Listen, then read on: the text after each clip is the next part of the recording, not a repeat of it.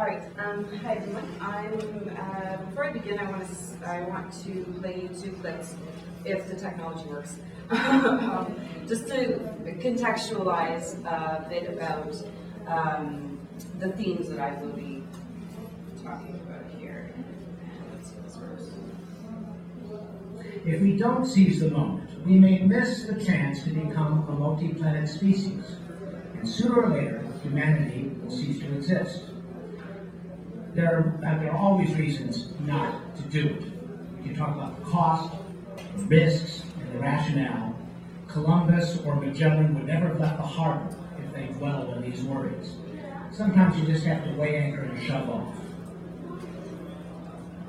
The second video is a clip from the latest Mars One promo video.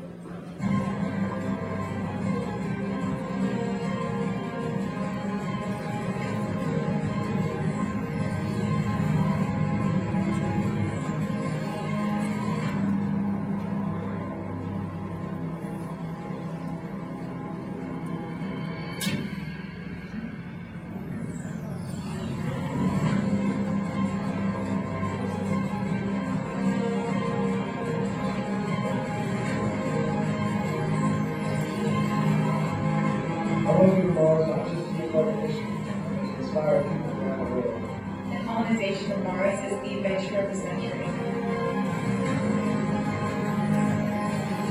This is our chance to get the world excited about space again.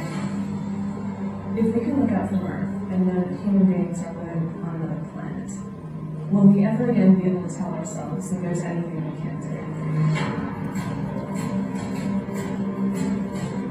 All contribute directly to mankind's profit and expansion into the solar system, which we have to do if we're going to survive in the long term. I believe it is in our nature, it is our destiny.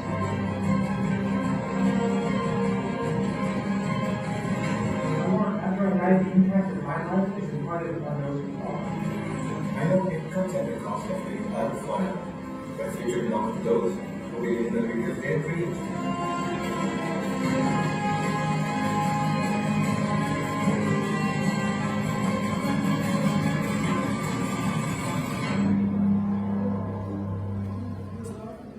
So a lot of people become inspired by these messages, and they're not all bad. But I was troubled by certain narratives that I found that were repeating over and over again. Biological narratives, utopian narratives, and colonial narratives. So my research explores, are we ready to go to Mars now or within a decade? What are people's motivations and drives? And what stories are being told to the public? So first, there was one candidate on the video that said, "It's in our nature, it's our destiny." I'm a man, Carl, love him, but he also has this idea of a biological imperative. And there have been others who have suggested, Taylor Dark here says that just because individuals like to explore does not mean the human race needs to explore. There is no known human innate tendency that will require human beings to explore space more than there's a program forcing humans to settle Antarctica or the sea floor. So there have been plenty of examples within human history where societies have stayed in a viable local habitat. They haven't traveled. So just perhaps spaceflight isn't in our genes, but perhaps in our culture. I also like to show a few more reasons why I don't think that there's a biological imperative for us to go into space. So here's a list from the NASA's Human Research Roadmap. These are a list of several problems that we've encountered as humans in space, a lot of this from the ISS data. And yeah, I put it over the title for dramatic effects. This doesn't even include all the psychological effects that we deal with. So biological drives need to be examined with cultural motivations in order to achieve a more balanced perspective. We have a want, not a genetic need to explore. So we must recognize that colonizing and exploring space are results of conscious decisions. There's also utopian narratives that are rampant. We've got the Mars One website saying that exploring the solar system as a united humanity will bring us all closer together. This is a massively unsubstantiated claim. We've had several people up on the ISS from different countries for many decades now, and we're not all singing Kumbaya down here. So this is problematic, and anthropologist Ben Finney suggests that settling the moon, Mars, or even farther into space represents an extension of our terrestrial behavior, not a departure from it. Another utopian narrative was mentioned in the Inspiration Mars video, where Miles O'Brien talks about Columbus and Magellan. These researchers also say there are many reasons why a human colony on Mars is a desirable goal. To attain it would require a return to the exploration spirit and risk-taking ethos of the great period of exploration, from Columbus to Amundsen. The great period of exploration.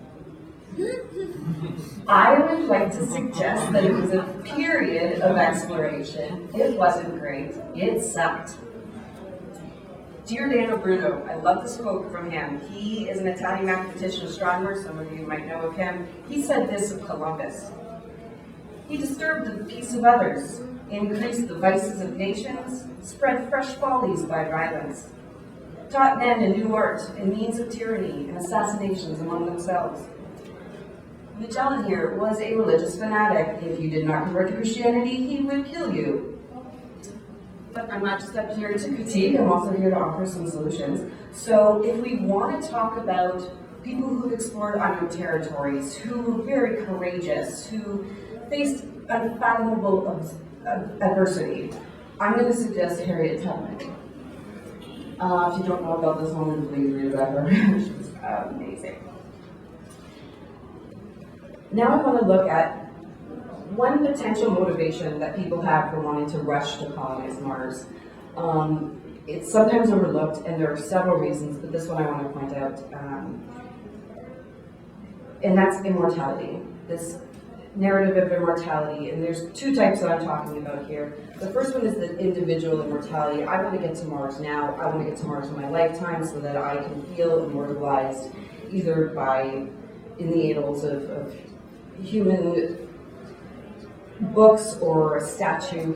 And then the other immortality narrative is, well, humanity can survive in the long term using Mars as a stepping stone. This is a long quote, but I think it's very important. Anthropologist Ernest Becker says, "Man must desperately justify himself as an object of primary value in the universe. He must stand out, be a hero, make the biggest possible contribution in order to earn a feeling of primary value. Cosmic specialness? People earn this feeling by carving out a place in nature, by building an edifice that reflects human value, a temple, a cathedral, a totem pole, a skyscraper, a family that spans several generations." So I think that Becker's quote gives us some insight as to maybe why people don't want to wait for the next generation and they want to go themselves. So there seems to be this jump in logic, where the romanticism of the idea of immortality is attached to colonizing Mars. Humans can still aim for humanity to be there in the long term, but I don't believe now at the expense of people's lives and under these false notions. When we're blinded by our fear and our egos and romantic ideals, it becomes difficult to see the potential consequences of our actions. And what about marketing? What about marketing colonization to the public? Because here's where we're at currently. The consumer has two stories: a romantic story leading humanity back to the glory days of the old explorers, or a frightening story that we must colonize now or die.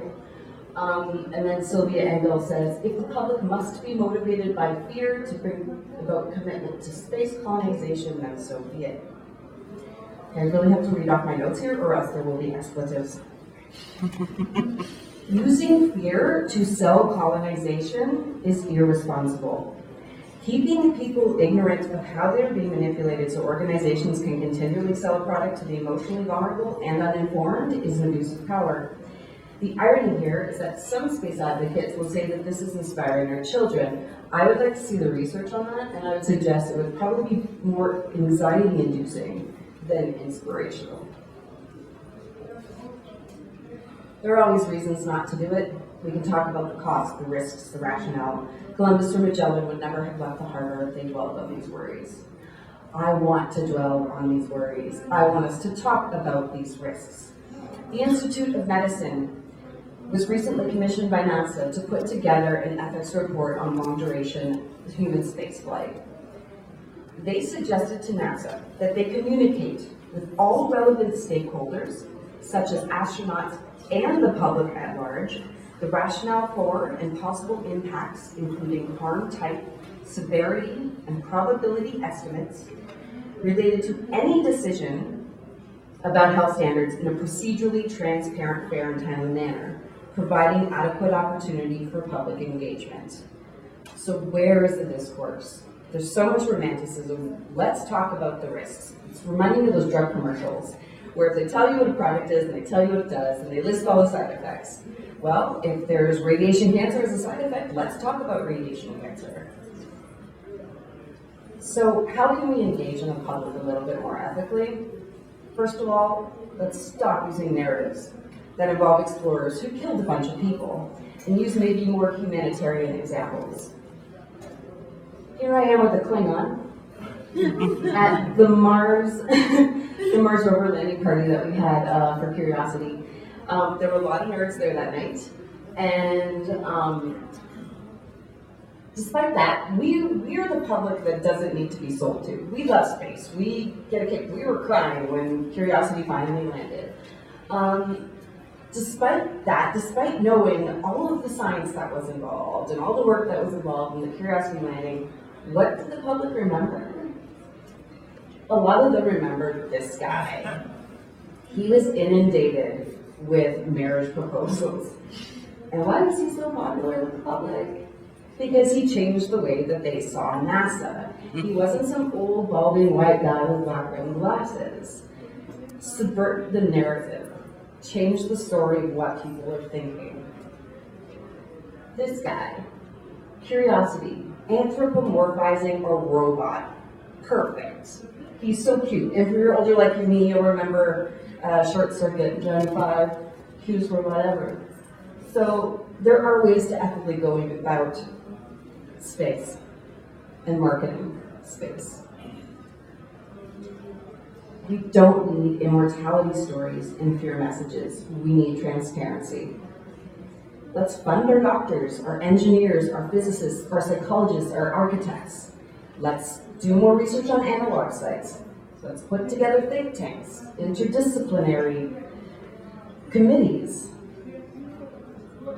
If we truly love and care for space, ourselves and our humanity, then let us move forward with patience and insight. We can create our own stories of adventure so that future generations can go to Mars in a more positive way. Until then, why not make the most of the time that we have here? Because really, our pale blue dot is not such a bad place to live. Thank you very much.